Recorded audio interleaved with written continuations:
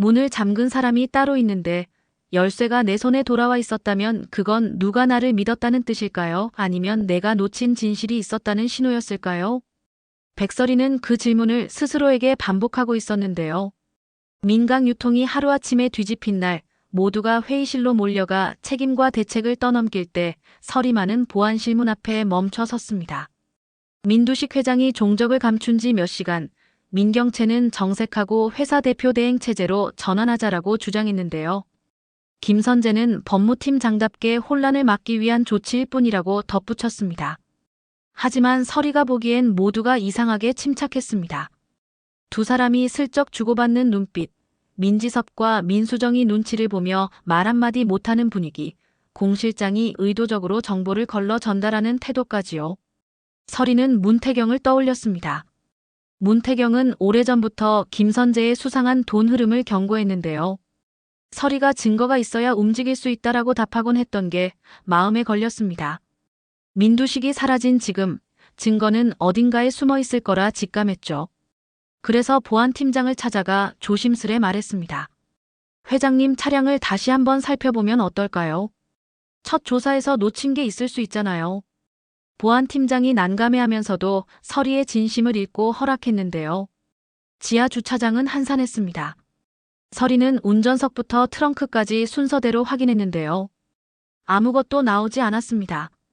모두가 포기하려던 순간 서리가 뒷자리 등받이와 시트 사이 틈을 손끝으로 더듬었습니다. 한 번, 두 번, 세 번. 손끝에 금속의 차가운 감촉이 닿았고 서리는 숨을 고르며 얇은 기기를 끄집어냈습니다. 전원이 꺼진 회장의 휴대폰이었는데요. 보안팀장이 경찰도 놓친 걸 어떡해? 라고 중얼거릴 만큼 뜻밖의 물건이었습니다. 충전 케이블을 꽂자 화면이 깜빡이며 켜졌습니다. 잠금 화면이 아니라 바로 녹음기 화면이 떠 있었는데요. 서리는 말없이 재생 버튼을 눌렀습니다. 짧은 숨소리가 지나가고 낮고 낯선 남자 목소리가 들렸습니다. 조용히 이동하시죠, 회장님.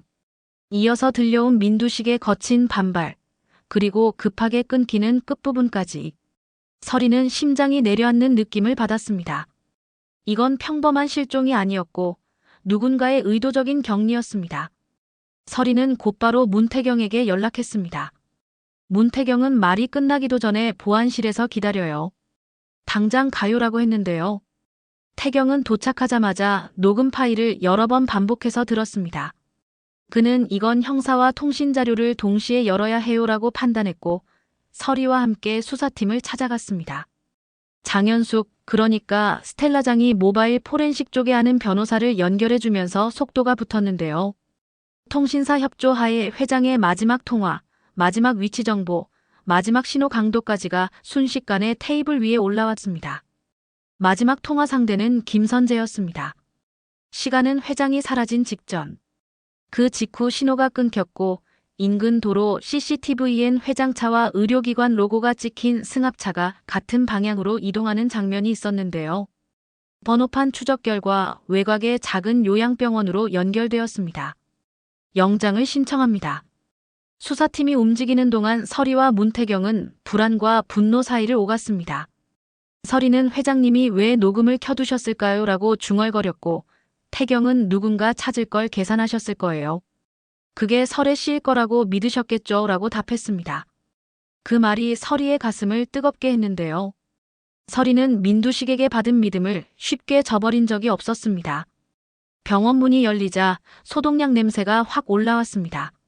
직원들은 개인정보 운운하며 시간을 끌었지만 영장이 제시되자 길을 터줬습니다.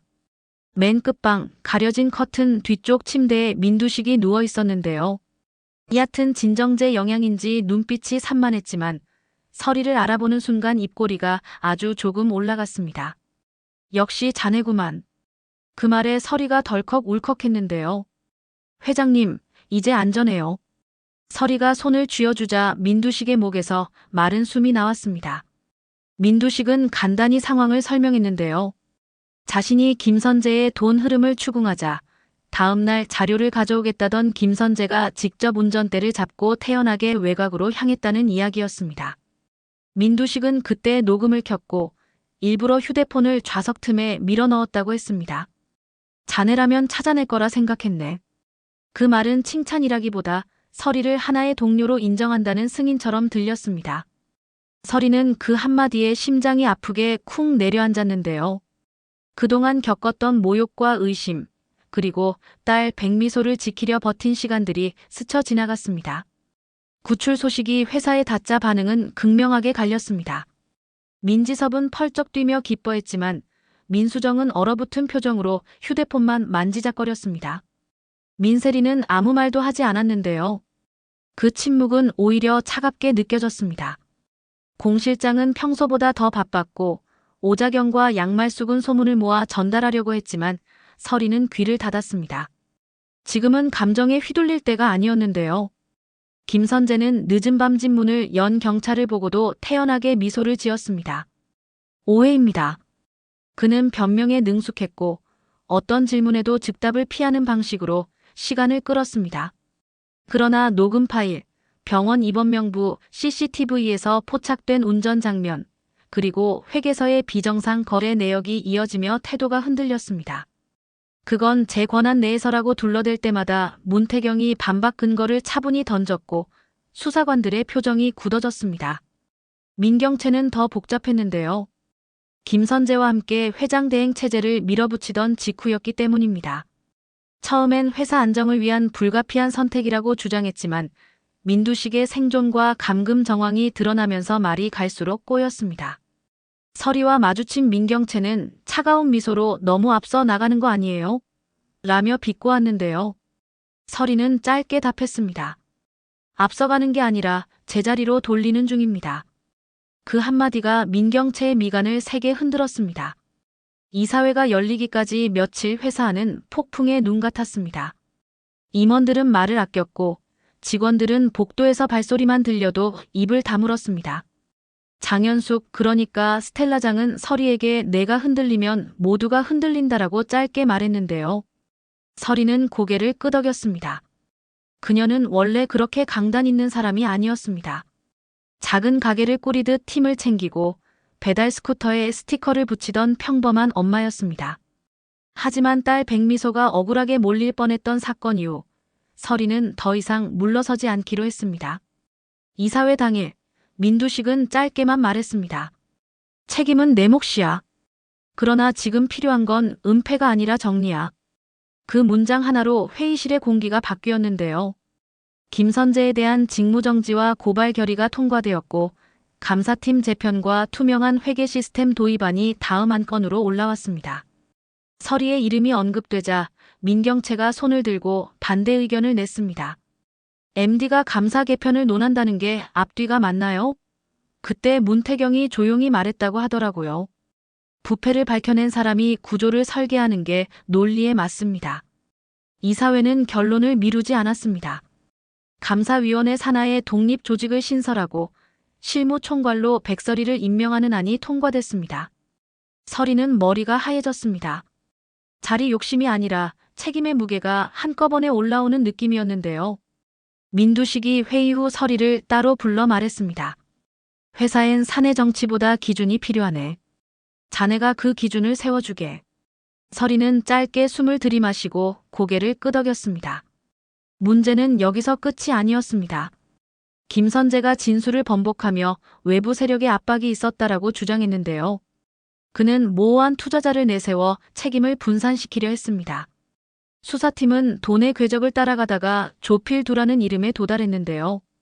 조필두는 과거 민두식의 운전기사로 일하다 독립해 작은 물류업을 하던 인물입니다. 겉으로는 성실한 가장이었지만 뒤로는 김선재와 짜고 자금 세탁에 편의를 제공했다는 정황이 나왔습니다. 조필두는 나는 시킨 대로만이라고 우물쭈물했는데요. 법은 그런 변명을 오래 받아주지 않았습니다. 민경채의 귓가엔 서리와 태경의 이름이 계속 맴돌았습니다. 민경채는 자신의 감정이 복잡했습니다. 어린 시절부터 민 회장의 딸이라는 타이틀이 그녀의 능력보다 앞섰고 선택은 늘 집안의 이해관계에 묶였는데요. 김선재를 선택한 것도 마음의 빈틈 때문이었습니다. 누군가 자신에게 무릎 꿇듯 충성할 거라는 믿음, 자신을 중심에 놓아줄 거라는 기대 말입니다. 하지만 김선재는 결국 자신이 서야 할 자리를 자신의 의지로 만들지 못한 채 편법으로 세우려 했습니다. 민경채는 그 사실을 알면서도 눈을 감았고요. 그래서 더 무너졌습니다. 민세리는 묵묵했습니다. 가족이 흔들릴수록 말수가 줄었는데요. 그녀는 미국에서 배운 시스템을 떠올리며 감정이 아니라 원칙으로 수습해야 한다고 생각했습니다. 그러나 집안의 균열이 시작된 지금 민세리의 이성적인 태도는 누군가에겐 냉정으로 보였습니다. 민지섭은 눈앞일이 벅차서 어제 한 말을 오늘 바꾸곤 했고 민수정은 겉으론 당당해 보여도 밤마다 불안을 털어놓곤 했습니다. 설이는 딸 백미소에게도 솔직하게 말했습니다. 엄마가 회사에서 조금 더 바빠질 거야. 하지만 내가 한 말, 억울한 사람 한 명이라도 줄이고 싶다는 그 마음, 엄마가 업무로 옮겨보려고 해. 백미소는 고개를 끄덕이며 엄마가 엄마여서 다행이야라고 했는데요. 그 말이 가장 큰 위로였습니다. 주연아는 밤늦게 설이에게 도시락을 건네며 버틸 체력부터 챙겨라고 했습니다. 친구의 응원은 복잡한 하루를 단단하게 묶어주었습니다. 수사는 김선재의 재무자료에서 결정적인 패턴을 찾아냈습니다. 거래처로 둔갑한 페이퍼 컴퍼니들, 동일 IP에서 접속한 전자문서, 승인 기록, 회장의 결제 권한을 일시적으로 가로채 처리된 내부 승인권까지요. 문태경은 이런 자료를 검토하며 스스로도 쓰린 표정을 지었습니다. 그가 오래전 품었던 복수심은 민두식과 마주한 이후부터 방향이 달라졌는데요. 거꾸로 잡아당긴다 해도 곧게 서야 하는 건 내 쪽이구나라는 마음가짐이 생겼습니다. 설이를 옆에서 보면서 그 마음은 더 단단해졌고요. 재판이 열리기 전 김선재는 마지막으로 민경채에게 면회를 신청했습니다. 민경채는 망설이다 나갔습니다. 김선재는 내가 아니었으면 당신이 그 자리까지 왔겠냐라고 했고 민경채는 짧게 웃었습니다. 당신이 아니어도 나는 내 자리까지 왔을 거예요. 다만 돌아오는 길이 달라졌겠죠. 그 한마디에 김선재의 얼굴이 무너졌습니다. 그가 기대던 공범의 공감은 없었습니다. 민경채는 자리에서 일어나며 이제 각자 책임을 지조라고만 말했습니다. 돌아서는 발걸음은 무겁지만 그녀가 처음으로 스스로 결정한 선택이기도 했습니다. 법정에서 검사는 조목조목 사실을 배열했습니다. 민두식 감금 정황, 회계 조작, 배임, 내부 승인 절차 악용 등. 변호인은 위기 속 오판이라며 형량 감경을 호소했지만 피해자와 회사 구성원들이 받은 상처는 가볍지 않았습니다. 판결문이 낭독되는 동안 설이는 눈을 감지 않았습니다. 김선재에게 분노만 남긴 것도 아니었습니다. 권한이란 무엇인지, 무력한 개인이 어떤 유혹을 받는지, 시스템의 구멍이 얼마나 쉽게 악용되는지 똑똑히 보았기 때문입니다. 엄벌이 내려지자 설이는 자리에서 깊게 숨을 내쉬었습니다. 끝이 아니라 시작이라는 생각이 들었는데요. 이사회는 재차 모여 조직을 다시 그렸습니다. 민두식은 경영 일선에서 물러나겠다고 선언했습니다. 사람은 한 번쯤 내려놓을 줄 알아야 해. 그게 다음 사람을 살리지. 그의 말에 모두가 숙연해졌습니다. 후임 체제는 깔끔했습니다. 대표이사는 기존 체제를 유지하되 경영 감시와 윤리 경영을 총괄하는 독립기구를 중심축으로 두는 방식이었는데요. 그 중심에 백설이가 섰습니다. 직함보다 책임이 먼저였고 권력보다 절차가 앞섰습니다. 문태경은 법과 제도의 틀을 짜는 파트너로 옆에 섰고요. 설이는 첫 회의에서 길게 말하지 않았습니다. 우리가 지키려는 건 숫자가 아니라 신뢰예요. 신고가 불이익으로 돌아오지 않도록 보장하겠습니다. 거래처도 동일한 기준을 적용하겠습니다. 누가 누구의 사람인지보다 자료가 말하는 내용에 귀를 기울이겠습니다. 직원들 사이에서 박수가 터져나왔습니다. 그 박수엔 이제 숨쉬겠다라는 안도의 감정이 섞여 있었는데요. 민지섭은 설이에게 조심스럽게 다가와 말했습니다. 저도 잘하고 싶습니다. 그동안 너무 눈치만 보았어요. 설이는 잘하고 싶다는 마음이면 충분해요. 시작은 그걸로 하죠라고 답했습니다. 민수정은 여전히 날 선 말투를 숨기지 않았지만 회의 끝에 설이의 메모를 받아들고 한참을 들여다보곤 했습니다. 민세리는 시스템이 돌아가면 사람도 따라온다라며 실제 지표를 붙여 지원했습니다. 공 실장은 한동안 조용했는데요. 어느 날 서리에게 서류를 내밀며 말했습니다. 이 부분 오래된 관행입니다. 끊어내야 할 겁니다. 그날 이후 공 실장은 정보가 아닌 사실을 전달했습니다. 시간이 조금 흐르고 민두식은 사무실을 찾았습니다. 그는 서리의 책상 앞에 서서 한동안 아무 말도 하지 않았는데요. 고맙네. 짧은 단어였지만 그 안에 담긴 뜻이 많았습니다. 서리는 회장님이 시작하신 일을 제가 이어가는 것뿐이에요 라고 답했습니다. 민두식은 고개를 저으며 말했습니다. 나는 늘 이기는 법만 배웠지 고쳐 쓰는 법을 배운 적이 없네. 자네는 고쳐 쓰는 법을 안 해. 그게 더 어렵네. 그 말은 서리의 어깨를 무겁게도 뜨겁게도 만들었습니다. 문태경은 서리와 회의실을 나서며 낮게 웃었습니다. 처음 한국에 돌아왔을 때는 복수만 생각했어요. 그런데 지금은요.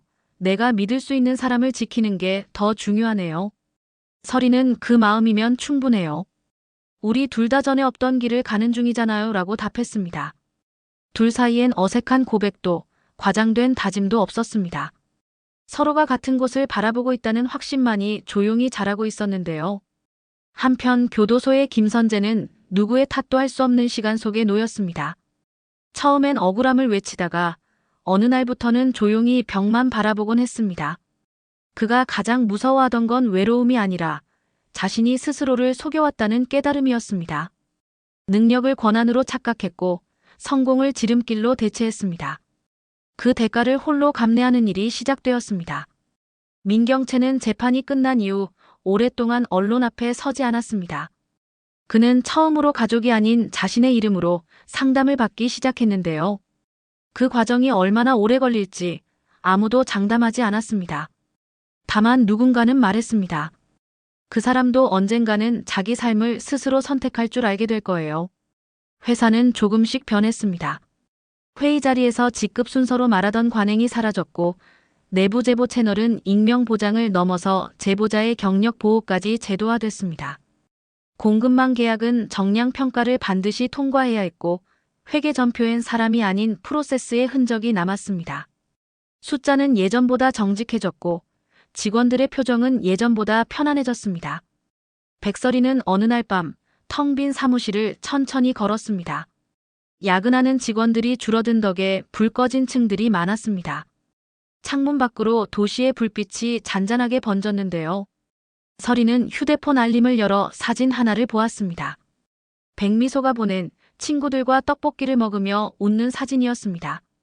엄마, 오늘은 걱정 말고 일만 하세요. 내일은 내가 저녁 만들게요. 짧은 메시지에 설이는 웃음이 났습니다. 그 웃음에는 안도와 결심이 함께 들어있었습니다. 문태경에게서 메시지가 왔습니다. 내일 윤리규정 2차 개정안 마지막 조항만 검토하면 됩니다. 설이는 간단히 보자고요. 단어 하나가 사람 하나를 살릴 때가 있으니까요 라고 답장을 보냈습니다. 이야기의 물줄기는 결국 한자리에 모였습니다. 거짓과 편법은 빠른 길 같았지만 가장 빨리 무너지는 길이었다는 사실. 누군가의 믿음을 배신하면 언젠가 스스로 자신을 믿지 못하게 된다는 아이러니. 그리고 반대로 한 사람의 끈질긴 신뢰가 얼마나 큰 구조를 움직이는지에 대한 체감이었는데요. 민두식은 공식적으로 은퇴했습니다. 축하나 환송보다 담담한 박수가 나왔습니다. 그는 퇴장하며 마지막으로 한 문장을 남겼습니다. 회사는 사람을 키우는 곳이어야 해. 돈이 아니라. 그 말은 오래된 공장 벽에 새겨지는 표어가 아니라 앞으로 매일 아침 출근하는 사람들이 마음속에서 확인할 약속이 되었습니다. 백설이는 그 약속을 지키려고 합니다. 그녀는 화려한 말 대신 작은 일의 순서를 바로잡습니다. 계약서의 단어 하나, 보고서의 수치 하나, 회의에서의 질문 하나를 정성껏 다듬습니다. 그 작은 선택들이 모이면 언젠가 큰 선택을 바르게 만든다는 걸 알기 때문입니다. 문태경은 그 옆에서 법과 절차의 언어를 깔끔하게 빚어넣습니다. 둘이 함께 있을 때 회사는 덜 흔들렸고 사람들은 조금 덜 외로웠습니다. 그리고 언젠가 또다시 폭풍이 올 때 설이는 지금처럼 움직일 겁니다. 맨 먼저 보안실로, 그 다음 사실이 있는 자리로. 누군가가 어둠 속에 감춰놓은 기록을 찾아내듯 자신이 지켜야 할 원칙을 다시 꺼내들겠죠. 그것이 엄마로서, 동료로서, 그리고 민각 유통의 한 사람으로서 그녀가 택한 싸움 방식이니까요. 이 사건은 끝이 아니라 경계선이었습니다. 경계선을 넘지 않으려면 매일 확인해야 합니다. 우리가 무엇을 위해 일하는지, 누가 누구를 믿는지, 믿음의 무게를 어떤 방식으로 서로 나누는지요. 김선재와 민경채의 몰락은 비극이었지만 비극만으로 남지 않았습니다. 남은 사람들에게 돌이킬 수 없는 교훈을 남겼고 그 교훈이 회사를 단단하게 만들었습니다. 그래서 오늘의 결론은 단순합니다. 진실은 숨을 곳이 없고 믿음은 사라지지 않습니다. 거짓은 화려하게 시작되지만 마지막에는 언제나 작은 틈에서 드러납니다. 그 틈을 발견하는 사람이 결국 판을 바꿉니다. 이번에는 백설이가 그 역할을 했고 문태경이 곁을 지켰으며 민두식이 뒤늦게 배운 가르침으로 길을 열어주었습니다. 그리고 내일도 이 도시는, 이 회사는, 이 사람들은 계속 살아갑니다. 더 정직하게, 더 조용하게, 그러나 이전보다 훨씬 강인하게요. 누구의 이름으로도 덮을 수 없는 규칙을 세우고 누구의 눈치도 보지 않는 질문을 던지면서요. 그게 이번 사건이 남긴 가장 큰 전리품이고 서리가 끝내 선택한 승리의 방식입니다. 드라마 리뷰 탐정의 다음 추리도 놓치지 마세요. 더 흥미진진한 리뷰를 위해 구독과 좋아요 꼭 부탁드립니다. 감사합니다.